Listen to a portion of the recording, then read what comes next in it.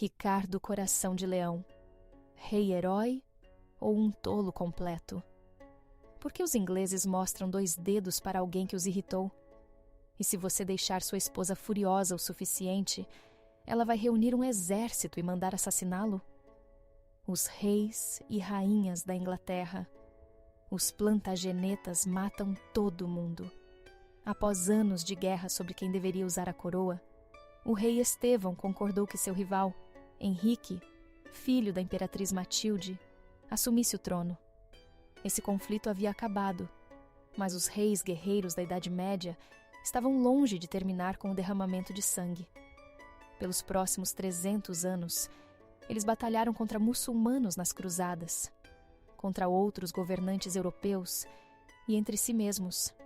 A casa de Plantageneta, Henrique II.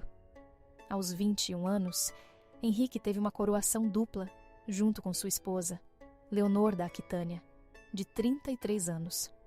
Leonor já havia sido casada com o rei Luís VII da França, mas Luís era extremamente piedoso e não tinha interesse em sexo. Então, o casamento foi anulado. Leonor começou um caso e, eventualmente, casou-se com o muito mais jovem Henrique, trabalhando duro para ajudá-lo a garantir a coroa. Com suas terras combinadas, o casal poderoso governava quase metade da França, além da Inglaterra. Henrique também invadiu a Irlanda, alegando estar sob ordens do Papa para reformar a igreja local. Ele foi nomeado Senhor da Irlanda, iniciando uma evolução do domínio inglês sobre a ilha que existe até hoje. O rei nomeou seu bom amigo Thomas Becket, filho de um mercador de Londres, para chefiar o tesouro, criando um cargo que foi o precursor da posição de primeiro-ministro. Juntos, eles reformaram a moeda e iniciaram um sistema de julgamentos por júri. No entanto, Henrique temia que o poder da igreja fosse maior que o seu. Então, quando o arcebispo de Canterbury morreu, o rei nomeou Becket, acreditando que ele seria seu aliado. Mas Becket se voltou contra Henrique e tornou-se um fanático religioso. Ele tomou parte do poder do rei e demitiu clérigos que se opunham a ele. Em meio ao caos da traição, relata-se que Henrique teria dito: "Quem me livrará deste padre turbulento?" 4 cavaleiros leais o levaram ao pé da letra. Foram à catedral e cortaram o topo da cabeça de Becket. Henrique temia que o Papa o excomungasse pelo assassinato e destruísse seu reino. Ele se prostrou no altar de Canterbury e foi açoitado publicamente para se salvar da ruína. Funcionou, e o reino foi salvo. Nesta época, Henrique e Leonor já haviam se distanciado, e ela retornou à Aquitânia. Lá, ela incentivou seus filhos a se rebelarem contra o pai e a tomarem a coroa para si. Apenas o mais novo, João, permaneceu leal. Temendo que João fosse nomeado sucessor, o mais velho, Ricardo, foi à guerra contra o pai e venceu. Após a derrota, o rei Henrique pediu que lessem para ele a lista dos apoiadores de Ricardo. O primeiro nome da lista era o de João. Henrique havia sido traído. Com o coração partido, ele morreu poucos dias depois, aos 56 anos. Ricardo Coração de Leão. Ricardo, conhecido como Coração de Leão, era um homem bonito e um guerreiro feroz, mas um romântico tolo que se via como um herói de contos de fadas. Ele não tinha nenhum interesse no trabalho árduo de governar e deixou sua mãe, Leonor, no comando enquanto partia em uma cruzada para tentar tomar a cidade sagrada de Jerusalém dos muçulmanos. Ricardo ficou anos longe de casa, mas sua cruzada não teve sucesso. O rei decidiu então fazer da viagem de volta uma aventura. Ele viajou sem guardas e com um disfarce fraco. Obviamente, foi capturado pelo Duque da Áustria. O Duque exigiu um resgate de 100.000 libras, o equivalente a cerca de 8 anos de arrecadação de impostos do governo inglês. A loucura de Ricardo quase levou o país à falência. Mais tarde, durante um cerco na França, Ricardo, que claramente se achava invencível, caminhava pelo campo de batalha sem armadura quando uma flecha o atingiu. A ferida gangrenou e o rei morreu nos braços de sua mãe. Ele foi rei por 9 anos, mas passou apenas 6 meses na Inglaterra. Apesar de sua insensatez, ele conseguiu o que queria. Foi retratado como herói nas histórias de Robin Hood, enquanto seu irmão João foi pintado como um vilão ganancioso por poder. João sem terra. João era chamado de Sem Terra, porque quando os territórios foram divididos entre seus irmãos, não sobrou nada para ele. Quando seu pai foi nomeado Senhor da Irlanda, concedeu esse título a João.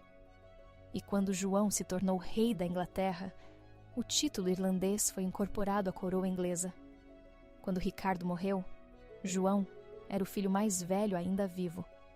No entanto, seu irmão do meio, o falecido Godofredo, tinha um filho de 13 anos, que os franceses acreditavam ser o rei legítimo.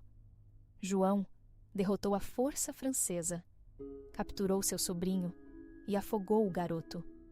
Os franceses ficaram tão indignados com o assassinato que expulsaram João de todos os territórios na França, que por muito tempo haviam sido governados por reis ingleses. João também teve que lidar com um papa muito agressivo, Inocêncio III, que exigia que todos os reis da Europa se submetessem a ele. João recusou. Ele foi excomungado e, por fim, forçado a se render. Aproveitando a fraqueza, um grupo de barões poderosos forçou João a assinar um documento chamado Magna Carta, que estabelecia por escrito os limites do poder do rei e concedia poder aos nobres. A Magna Carta foi a precursora da Constituição moderna. Após a assinatura forçada, João ficou tão furioso que marchou pelo país, liderando um exército mercenário estrangeiro, esmagando os barões e destruindo suas propriedades. Os barões, igualmente furiosos, ofereceram a coroa da Inglaterra a Luís, filho do rei da França, que marchou para o norte para derrotar o exército de João. Em preparação para a batalha, João precisou mover sua bagagem através de um estuário, uma faixa de terra que só ficava exposta na maré baixa. Devido a um erro de cálculo das marés, toda a riqueza de João, incluindo as joias da coroa, foi levada para o mar. Devastado, João fugiu para um mosteiro local. Lá, os monges lhe ofereceram cerveja, o que afogou suas mágoas, mas também lhe causou disenteria. Ele morreu aos 50 anos, Luís I.